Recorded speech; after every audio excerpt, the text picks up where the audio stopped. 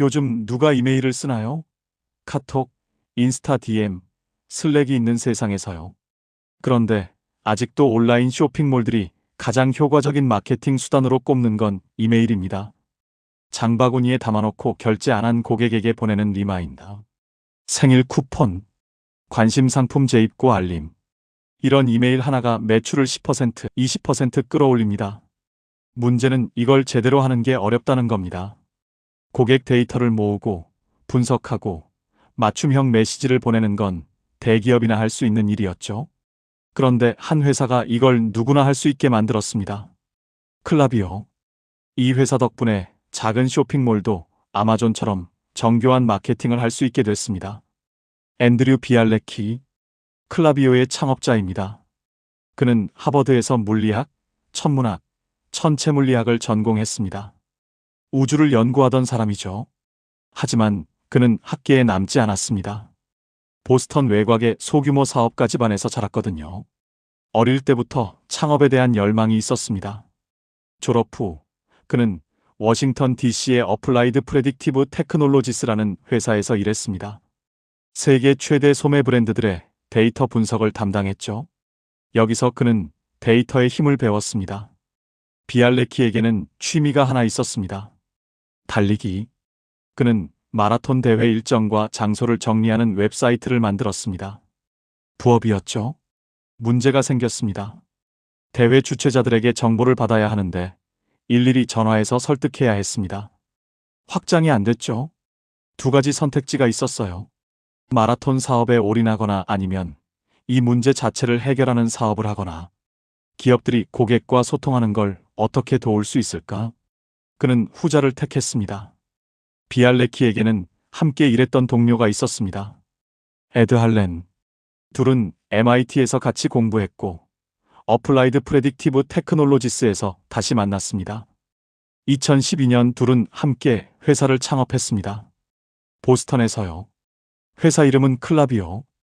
음악 용어로 건반이라는 뜻입니다. 그들의 목표는 단순했습니다.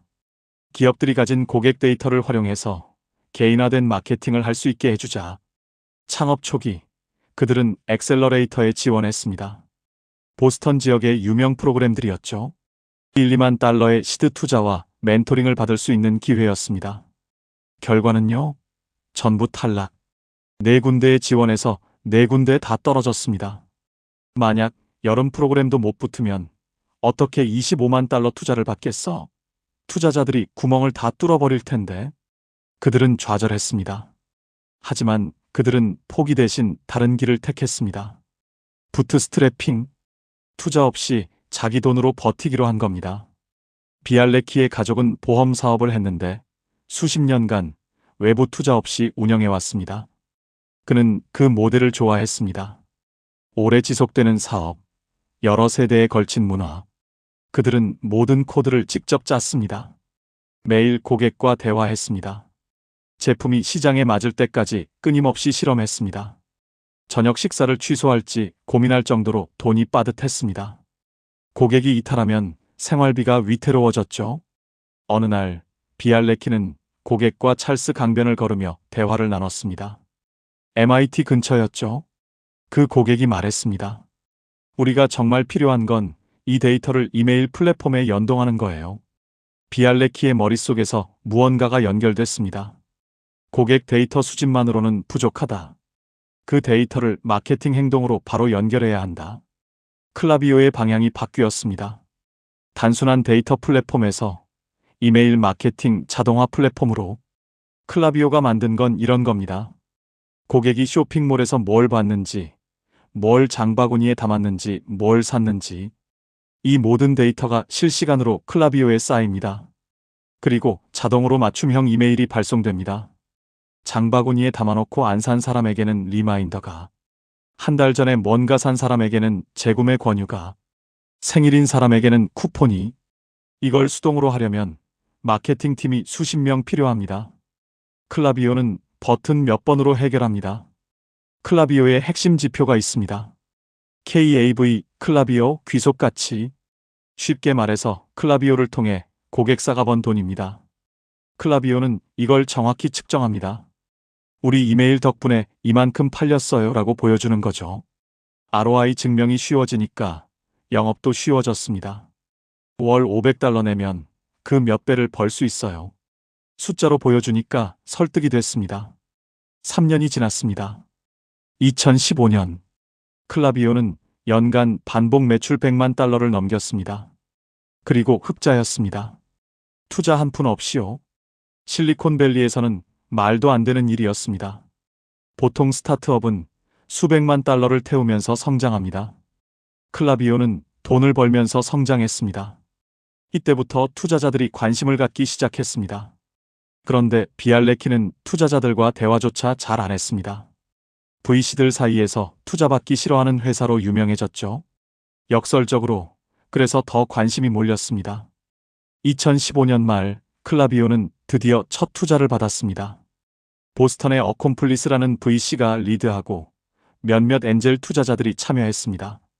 $150만, 3년간 버틴 끝에 받은 첫 외부 자금이었습니다. 보통 스타트업은 첫 투자까지 6개월에서 1년 걸립니다. 클라비오는 3년. 하지만 그 3년 동안 그들은 제품과 비즈니스 모델을 완벽히 다듬었습니다. 클라비오의 성장 비결은 쇼피파이였습니다. 쇼피파이는 누구나 온라인 쇼핑몰을 만들 수 있게 해주는 플랫폼입니다. 수백만 개의 소규모 쇼핑몰이 쇼피파이 위에서 돌아갑니다. 클라비오는 쇼피파이와 완벽하게 연동됐습니다. 쇼피파이 앱스토어에서 클릭 몇 번이면 설치 완료.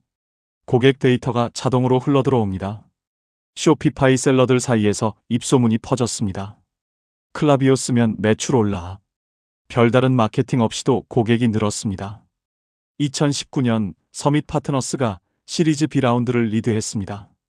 1억 5천만 달러. 기업 가치는 약 16억 달러가 됐습니다. 서밋의 마이클 메디치는 이렇게 회고합니다.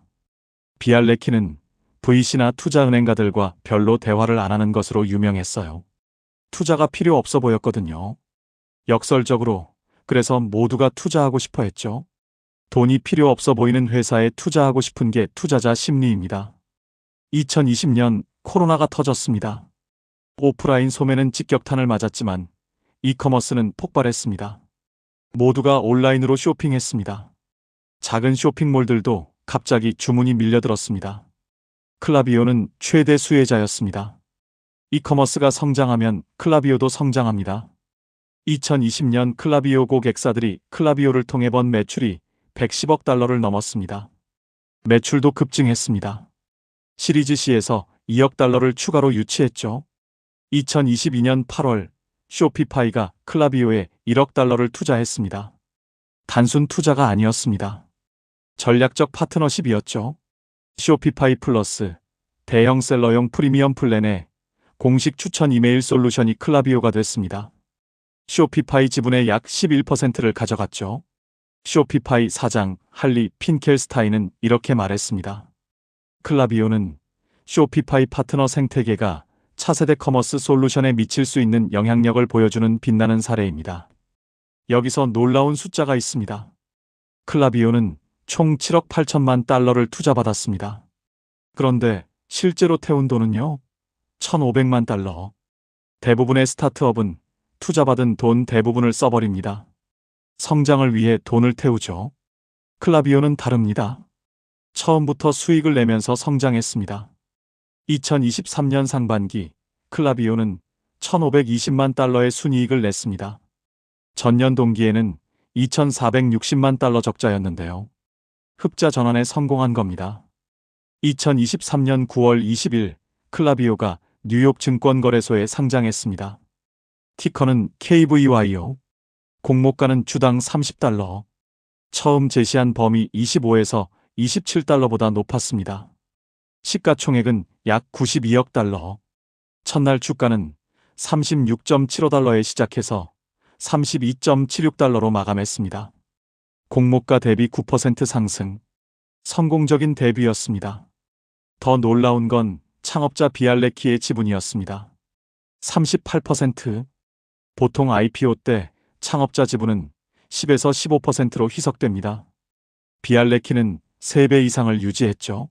3년간 투자 없이 버틴 덕분입니다. 비알레키는 억만장자가 됐습니다. 그의 지분 가치만 30억 달러가 넘었죠. 하버드에서 우주를 연구하던 물리학도가 이메일 마케팅으로 억만장자가 된 겁니다. 그는 상장 당일 이렇게 말했습니다. 클라비오에서는 우리가 아직 1%밖에 안 했다는 말이 있어요. 오늘처럼 이 말이 진실인 날은 없었습니다. 겸손한 표현이었지만 동시에 야망의 표현이기도 했습니다. 클라비오의 성장은 상장 후에도 계속됐습니다. 2022년 매출 4억 7,300만 달러, 전년 대비 63% 성장. 2023년 매출 약 7억 달러, 2024년은 9억 5천만 달러를 넘어설 것으로 예상됩니다. 10조 원짜리 회사가 여전히 30% 이상 성장하고 있습니다.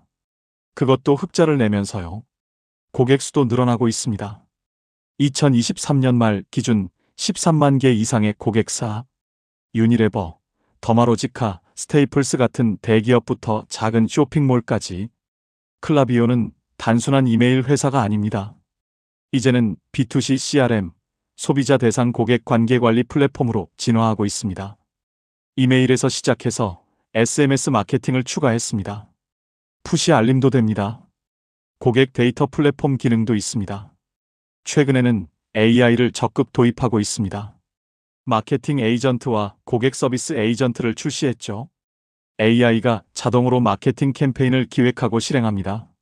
물론 모든 게 순탄하지는 않았습니다. 상장 후 주가는 40달러까지 갔다가 20달러대로 떨어지기도 했습니다. 성장주 전반에 대한 시장의 경계심, 금리 환경, 경쟁 심화, 여러 요인이 있었죠. 하지만 현재 다시 37달러 선을 회복하며 상승세를 타고 있습니다. 애널리스트들의 평균 목표가는 43달러. 현재 주가보다 높습니다. 대부분 강력 매수 의견을 유지하고 있죠. 경쟁은 치열합니다. 메일침프는 오래된 강자입니다. 인투이트에 120억 달러에 인수됐죠. 브레이즈는 엔터프라이즈 시장을 노립니다. 어텐티브는 SMS 마케팅에 강합니다. 쇼피파이도 자체 이메일 기능을 만들었습니다. 클라비오의 가장 큰 파트너가 동시에 경쟁자가 된 거죠. 하지만 아이러니하게도 쇼피파이 자체가 이메일 마케팅은 클라비오가 더 낫다고 인정한 셈입니다. 1억 달러를 투자했으니까요. 클라비오의 본질은 중소기업의 무기평등화입니다. 예전에는 대기업만 할 수 있던 정교한 고객 마케팅을 이제는 직원 3명짜리 쇼핑몰도 할 수 있습니다. 비알레키는 이렇게 말합니다. 우리 목표는 기업들이 자기 데이터와 고객 관계를 직접 소유하게 하는 겁니다. 빅테크 플랫폼에 의존하지 않고요. 페이스북 광고에 목을 매지 않아도 됩니다. 인스타그램 알고리즘에 휘둘리지 않아도 됩니다. 내 고객 데이터로 내가 직접 소통할 수 있습니다. 2025년 1월 클라비오는 새로운 변화를 알렸습니다. 워크데이 출신의 차노 페르난데스를 공동 CEO로 영입한 거죠. 비알레키는 공동 CEO로 남아서 AI 중심 제품 전략에 집중합니다. 페르난데스는 글로벌 확장과 운영을 맡습니다. 18만 3천 개 이상의 브랜드가 클라비오를 씁니다. 하지만 그들은 아직 1%밖에 안 했다고 말합니다. 엑셀러레이터 4곳에서 탈락. 3년간 투자 없이 버티기. 저녁 식사를 취소할지 고민하던 시절. 그 회사가 지금은 시가총액 10조 원의 상장사입니다. 창업자는 억만장자가 됐고 IPO 때 지분 38%를 유지했습니다. 이메일 마케팅이라는 구닥다리 사업에서요. 클라비오의 이야기는 단순합니다. 고객 문제에 집중하라. 돈 없으면 없는 대로 버텨라.